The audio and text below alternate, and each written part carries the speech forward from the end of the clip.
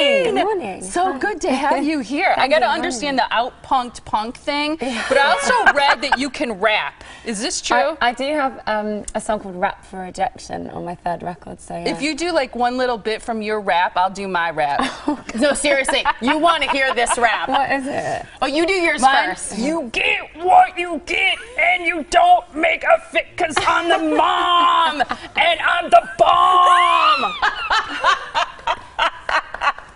I mean, like, can you top that? I don't think I can even follow that. That's her mom rap. Actually, that's amazing. When they're complaining and whining, I'm like, you get what you get. And my son, he's 10, he's here in the studio today. He's covering his face, I hope I'm his sure. teachers aren't watching, but he's like, oh my gosh, Mom, don't ever do that. So is your rap better than that? No, definitely not. Definitely not. How could it be? How could it top that? I would bet that it is. You know, it's so. I think it's really cool what you do. For people who aren't familiar with you here in the States, kind of give a synopsis, because you're sort of the new face of feminine in this punk rock sort of way. Yeah.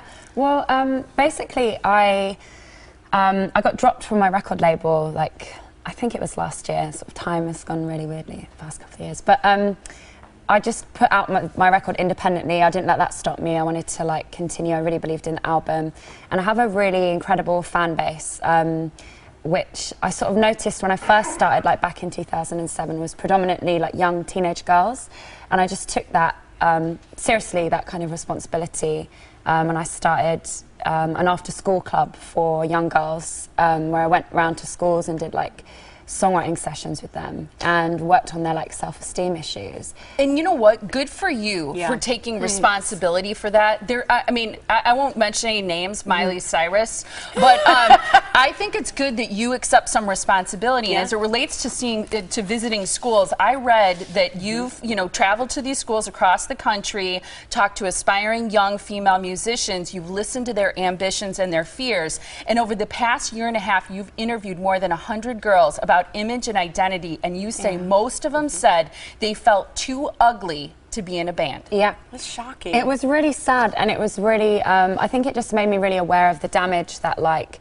I think sort of the bullying nature of, like, media, because there's a lot of magazines that we all, see on the stands that are just, I mean, I bought a couple yesterday, and they're just, like, slagging women off for everything. I'll be like, oh my God, look at her hands, they're wrinkly. Or like, she's too fat, she's too thin. And it's like, I think like a lot of women are getting a bit sick of that and a bit bored of it. And I think we all have a responsibility to just like stop buying that stuff and stop buying into it. And like, and even the TV shows that we watch that are about, like song contests that basically just like telling young people how to fit into like this mold of what a pop star should be. And I think it's way more interesting if people are themselves, because they're ultimately like more unique.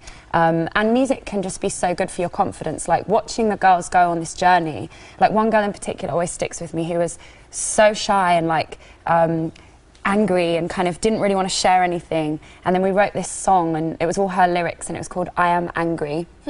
And the first time she performed it, she was like, didn't want to do it and was kind of shy. And then she went on this like confidence journey, and by the end of it, she performed in front of 800 people. And she had like this red tutu on, and she was like flicking her hair and just like really confident and like believed in who she was. And I think that's the power of music, and also just letting go of like people judging you. And I was able to say to them, look, I've been called too fat to be a pop star. I've been called too ugly. I've had my acne highlighted in magazines. I've been slagged off. I've had death threats. I've had like all of it over my career, and it hasn't stopped me. And it doesn't have to bother you, because I feel like as women, we have to like sort of carve out our own space, and rather than be told like what we're supposed to be and how we're supposed to dress and what we're supposed to do, we just like create our own space and take ownership of that, and don't listen to like the naysayers. I love that. There's a bit of defiance in there, which I really like, and I think more girls need to embrace and feel so confident in who they are. Yeah, just brave, and just don't care what people think of you, because it's really empowering, How do you feel about some of the real popular female singers that have done that and kind of paved their own way, like Adele and Lady Gaga, Katy Perry, some of the women who've just sort of said, hey, this is who I am and this is who I'm going to be, and it's either vocals, it's in their look, it's in their costume, whatever it may be, but they've really kind of embraced their own image. Yeah, I think it's awesome. Like, I think that like, if like everyone should be doing that, and I think everyone should like, you can see the people that are just confident with who they are, and I think that's really inspiring to young girls. You know. People doing something different, being an individual, it's really cool. And your new song is called Friend. I know we also have some video of you. Where was your inspiration for Friend? Do you have some dear friends that are close to you, meaningful? Well, the song Friend is actually about bad friends. Okay, so it's about mean girls. I love the anger in your music. You're adorable, though. Look at you in that red dress. Oh, thanks. Yeah.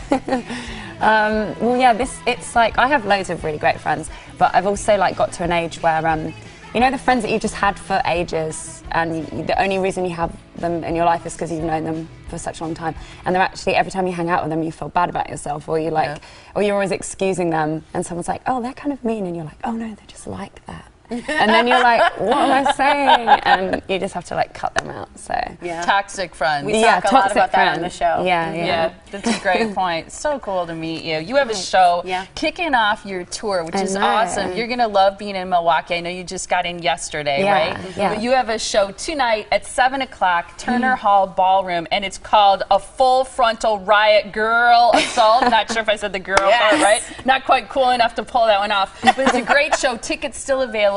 Make sure you get in touch with Turner Hall. It's in the ballroom. A great place to be. I think you'll love that venue too. It's so great to meet you. Thanks for being here. Thanks for having me. Appreciate it. And thanks for taking responsibility and talking to teenage girls, and for the example that you set. I think it's awesome. Great role model. Appreciate it. Thanks.